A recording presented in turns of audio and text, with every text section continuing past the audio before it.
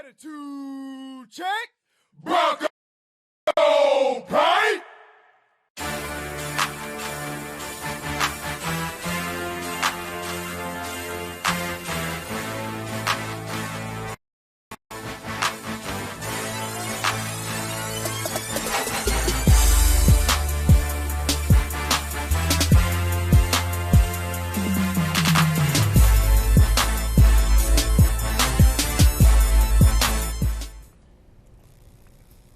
Well, hey there, Broncos fans, and welcome inside another edition of the FSU Broncos Pigskin Press Talk as the Broncos get ready to return home to FSU for homecoming week against Johnson C. Smith. I'm your host, Andrew Chapman, on my left-hand side, joined as usual by the coach, Richard Hayes.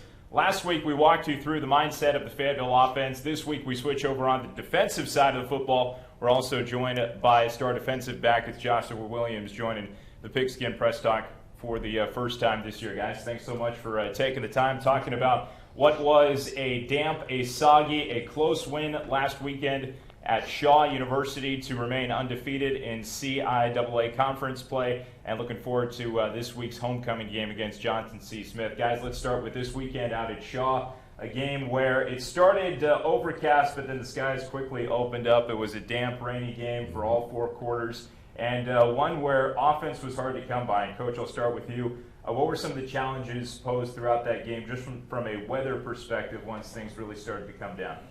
Well, you know, we try to play a balanced style of offense, and we want to run the ball and establish the run, and we have a passing game built off of that, and it was very tough to try to get that off. Once the ball gets heavy and wet and waterlogged, it's kind of hard to throw it. It's kind of hard to catch it. It's really hard to try to kick it, but we persevered and we won the game. Is there any sort of way you can practice for scenarios like you had on Saturday? Now you can put some bacon grease on the football and try and secure it, but is there any way to really prepare for those types of conditions? Well, the only way we prepare is to practice in the rain when it does rain. The guys know when it rains around here, we're still on unless it's lightning. So we've had a few rain practices, and we've kind of got accustomed to it. Yeah, 15-12, the final score out at Shaw as the Broncos leapfrog Shaw University in the Southern Division to remain undefeated. Now 4-1 overall record, and again 3-0 undefeated in conference play.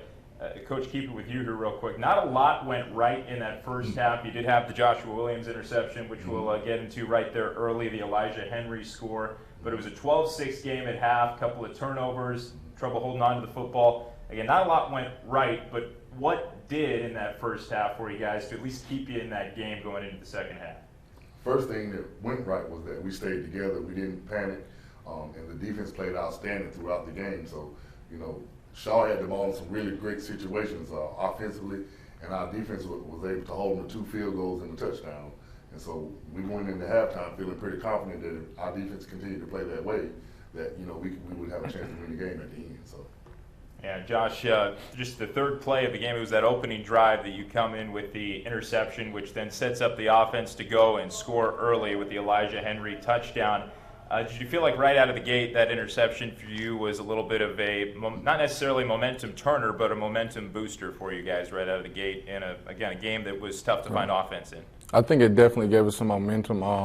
You know, thanks to Cam Merrill, my D lineman, you know, he tipped it up, and you know, I just happened to be in the right place at the right time, grabbed it, and your offense came out. They did what they had to do, put some points on the board early in the game, so I feel like that definitely gave us a little boost starting off in the first quarter.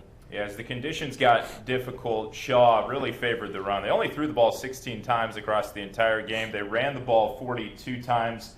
How do you stay locked in as a defensive back in a game like that where the game flow doesn't necessarily have you involved on every play, but you still have to stand strong in your assignment? How do you stay involved and still try and impact the game like that when the ball's not necessarily being thrown your way a lot? Well, the coaches always make sure we're running to the ball, you know, getting where we need to be, making sure we're staying locked in, you know. It's not too boring out there for me when you're getting in on the tackles and doing what you need to do. So, you know, we're used to this. We're used to tackling. We're used to getting in on the, you know, in the inside. Even though we're perimeter guys, you know, we're usually on the outside. We come in, we make tackles, you know. It's nothing new to us. Coach, back on the offensive side of things, Elijah Henry was another name in the running back corps, stepping up, making that big score for you guys in the first half. there's so many different guys when it comes from Donchell Jaton to Darnell Walker, who had a big game, just shy of 80 yards, and led the team in carries over the weekend. Do you go into any given weekend thinking, okay, this is the running back that's going to step up big for us, or you say, let's see who's going to impress me this week? We just go with the hot hand, and we challenged Darnell to be Darnell Walker. We call him Swole. We challenged him to be that guy in the fourth quarter, and we have a plethora of running backs, but during that time it was about Swole and Swole getting his run game on. But at any given time, there's no plan. It's just a feeling of who's hot. And sometimes it's Johnny, sometimes it's Eli. He's been battling a few injuries. Donchell has been consistent, and Smiley was out last week, so we look forward to getting him back. So the running backs are still there, and we're still very pleased with them. Yeah, there's been a revolving door of about 5 different names in the running back core this year, and you never know who might step up on any given day. Let's talk about the final stretch of that game, Coach, where the defense was holding steady. You guys held Shaw scoreless over the second half of the game. And then a little bit of adversity down the stretch. You already have the weather. Okay, that's been an issue. And then, from what I understand, a little bit of a clock malfunction towards the tail end there while you're trying to go on a game-winning drive. You're trying to keep track of how much time is left before Elton Andrew goes and kicks that go-ahead field goal. I know you preach battling adversity to these guys, but as a coaching staff, you had to kind of practice what you preach and battle some adversity. What did you learn about yourself down that stretch there, and also the rest of your coaching staff as you guys had to manage the clock without actually seeing the clock? Well, it was all about knowing the situation and understanding the down and distance. I think the clock went out at about 6 minutes to go, and we were trying to drive the ball down, and the referee told me that they were going to keep the time on the field, so I had to find out which referee was the live time guy and which the back judge being the play clock guy. So as long as we knew who those two guys were, I felt like we were pretty good. We've been in that situation before, so it really was nothing new to us. Yeah, there was a couple of missed kicks earlier in the game, but you showed the trust again in Elton Andrew to go ahead and kick that game-winning field goal, considering the conditions. We know you don't doubt your kicker at that stage. We've seen Elton Andrew hit from 50-plus before. Is there a little thought in the back of your mind getting ready to put the defense back out there in a game like that? Or are you saying, okay, let's watch this kick and then let's advance? How are you processing all that information in your head as a coach at the time? Well, on our last Thursday situation, we worked the overtime from the 25-yard line. So we knew we had them pinned down. We were driving the ball. If the kick didn't go in, they had a couple of minutes left to try to put together a drive. But we had planned for overtime if the kick didn't go in. But I knew Sean had missed 2 previous kicks, and I know the competitor that he is. And he wanted nothing more than for me to call field goal, and he went out there and nailed it for us. And, we're appreciative of it. Yeah, and it was a big kick again that helps the Broncos remain undefeated, go on to win 15-12.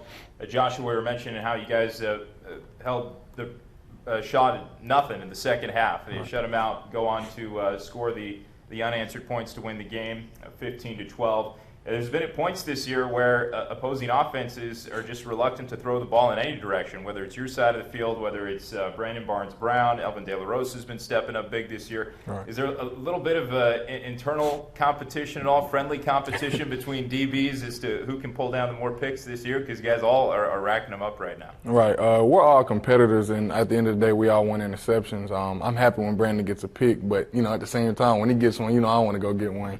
So we're real competitive in the secondary, and we all know we're great players. We have a lot of continuity between us, so we feel like we're good players, and we should go out and be able to play well. It seems like 95% of the time football is a team sport, but there is that maybe 5% of the time where it turns into a one-on-one, man-on-man game, DB against wide receiver. I think it's one of the reasons why maybe in football there's a little bit of a stereotype that wide receivers can be some ego-driven type guys. Right.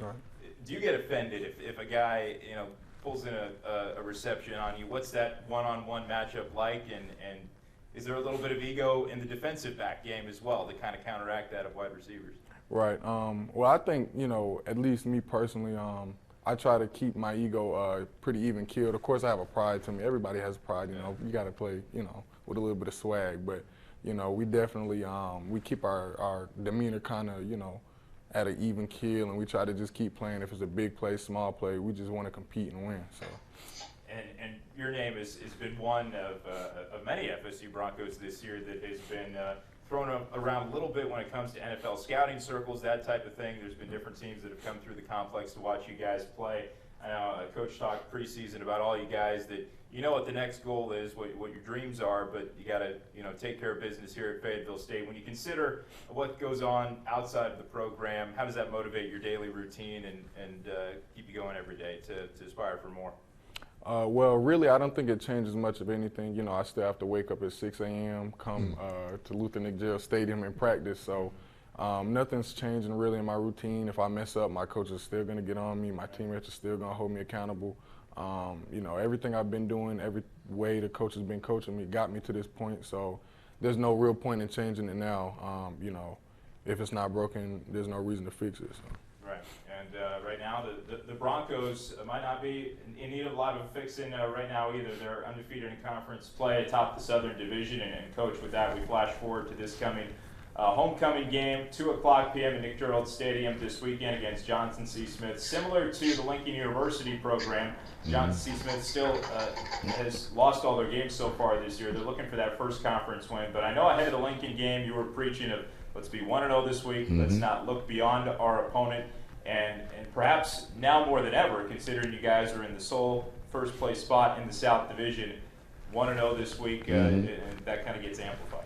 1-0 is the goal every Sunday that we step in this room and have our team meeting. We talk about the upcoming opponent, and every time I end it, I say we got to be 1-0 this week, and the guys understand that. Johnson C. Smith is Coach Blunt. Those guys over there, they're very familiar with us, and we're very familiar with them. They're a little younger than we are now. He's still trying to rebuild that program, but we're not going to look past those guys. I told the guys on Sunday, it's a lot of distractions this week. It's homecoming week. Homecoming is not for the football team. It's for the people coming back, the alumni coming back to visit and see the football game and all the other activities that's going on. So we're trying to keep the guys grounded and understand that Saturday at 5 o'clock, we'll release them to go enjoy homecoming, hopefully. And if you were on the road out at Charlotte and happened to catch the 2019 meeting between these two clubs, that was one of the barn burner games of 2019. Fayetteville State edged out Johnson C. Smith 35-34 was the final in that one. You had Antonio Wallace, who was the quarterback at the time, still with them. Their running back at the time, Emmanuel Wilson, he ran for 195 yards in that game. He's no longer with the Johnson C. Smith program. But as you go through your weekly preparation, Coach, I know you watch a combination of this year's tape. Do you rely at all on that 2019 tape to see some of those names? And what do you remember from that crazy game in 2019 that went down the wire? I just remember that we started out the game a little flat, and we underestimated the abilities of Emmanuel Wilson. He was a very hard runner, very tough guy to tackle, very similar to Sidney Gibbs from last Saturday. Emmanuel Wilson is a little bigger, has a little bigger frame on him. But at the end of the day, we competed to the end. Johnson C. Smith was very competitive that day. They gave us everything we wanted, and that's kind of what I'm reminding the guys of this week is that we don't look past anyone. We respect everybody, and we don't fear anybody. They're on the schedule. They got to come play us. We got to be ready to play on Saturday. And we presume one of the big matchups we'll be watching is Joshua Williams going up against the lead receiver for Johnson C. Smith, depending upon where they line him up on the field. But that's Reggie Bryant, one of the names to watch for them. 3 touchdowns, about 80 yards per game this year for the Golden Bulls. Are you familiar with his game at all, Joshua, and what kind of key things? Do you watch multiple games of tape when you prepare for a matchup like that? How do you get ready come game time to match up with a receiver like that, a senior who's one of the leaders in their offense? Right. I know Reggie pretty well. Had the luxury of playing him in high school. He went to 71st. I went to Jack Britt. So, it's nothing new to me. He's definitely a good receiver, but I feel like my coach has prepared me well enough to, be able to line up against any receiver, I feel like, in the nation and line down, play my best football, and at the end of the day, get the win. So, I'm going to just do what I do every week, watch my film, practice hard, and keep doing what I do. So the kickoff is at, again, 2 o'clock daytime game, not the previous kickoff time at 7 o'clock over the recent home games for the Broncos this Saturday at Nick Gerald Stadium. So come on out. We'd love to see all the alumni for homecoming. And with that, I know we have some additional media joining us here on the Pigskin Press Talk, and we'll go ahead and turn it over. The floor is all yours. Appreciate it there. This one's just for Coach here. I know that they say, steel sharpens steel, and that last game that you guys played was definitely two teams definitely grinding on each other. How does a game like that make you guys that much better to be able to grind and then pull it out in the end instead of having a blowout where you just put up 50 and walk away from it? It just shows us that we can play from behind. We can play 4 quarters of football, and we can overcome adversity. You were there Saturday. There was a lot of adversity Saturday with our football team, but the guys stayed together and they believed the whole time that we could come back and win that game. The special teams, we kind of faltered on special teams. We dropped the ball and put the ball on the ground a few times, and it was very, very wet out there. But we overcame all of that, and we still got the win, and we're very satisfied with it. And I guess looking ahead there, because you covered a lot of this in the interview here with that, is Johnson C. Smith. What is it about that Golden Bulls team that is problematic? I mean, I know that they had a few players there last time we played them in 2019, but you guys had some players too that were able to come back. But I don't see Stevie Green or Richard Latimer or Brandon Person-Boyd on that squad. It seems like they're just a headache and a problem no matter their record. What is it about that squad that makes them a problem for you guys, Coach? It's Coach Blunt, number one. Coach Blunt has been in the league longer than anybody. I remember watching Coach Blunt in 76 and 77 as the quarterback at Winston-Salem State. So he's been around a long, long time, and he knows what he's doing. And the second thing I'll say is it's the CIAA South. We might be the front runners right now in the CIAA South, and the other teams may be struggling a little bit, but we know each and every week that everybody's going to give us their best shot. That's what happened last year. That's what happens every game in the CIAA South, no matter who you play, no matter what the records are. So we have to prepare ourselves mentally and physically for that because we know it's coming. And the last thing, you kind of hit on it right there. You guys are the front runners. You got a target on your back. Anytime you play a team, it's their Super Bowl. I mean, if they're not going to the end, if they can beat you, that's what they're going to hang their entire season on. Does it make it easier to coach the players? Because you don't need to explain, hey, we've got to do well here. Does it make it harder? Is it more pressure? How do you deal with that, and how do you keep the players from keeping it one game at a time? Well, they understand the situation. I mean, this is like the 4th time we've been in this situation, and we've handled it pretty well. The other 3 times, we might have slipped a couple of times, but we still were in position to control our own destiny, and that's where we are doing this 21 season. So we're just going to continue to be patient, continue to compete each and every week, and continue to try to win the CIAA South and make it to the championship game. And if I could ask Josh one thing too, kind of the same question there, if I could. How do you stay laser focused on the one in front of you and not look ahead to my alma mater, Bowie State, possibly at the end of the year? Right. It's not too hard. Coach kind of harps on it every day at practice, taking it one game at a time. He wants to go 1-0 every week, so we're not looking ahead to Bowie, we're not looking ahead to Winston, we're not looking ahead to Livingstone. Right now, all I'm focused on is John C. Smith and walking out with a win on homecoming. So. Gotcha. Thank you, gentlemen. Appreciate it. Good luck Saturday. Thank you. Thank you. All right, guys, thanks again so much for joining us on this week's edition of the Pigskin Press Talk, and you as well for tuning us in on FSUBroncos.com. A reminder, 2:00 p.m. kickoff on Saturday at McDermott Stadium for the homecoming game against Johnson C. Smith as the Broncos try and improve to 5-1 and remain undefeated in the CIAA at 4-0. We'll have the broadcast for you on FSUBroncos.com. And you can also follow all Broncos updates from that game if you can't make it out to the stadium at FSU Broncos on social media.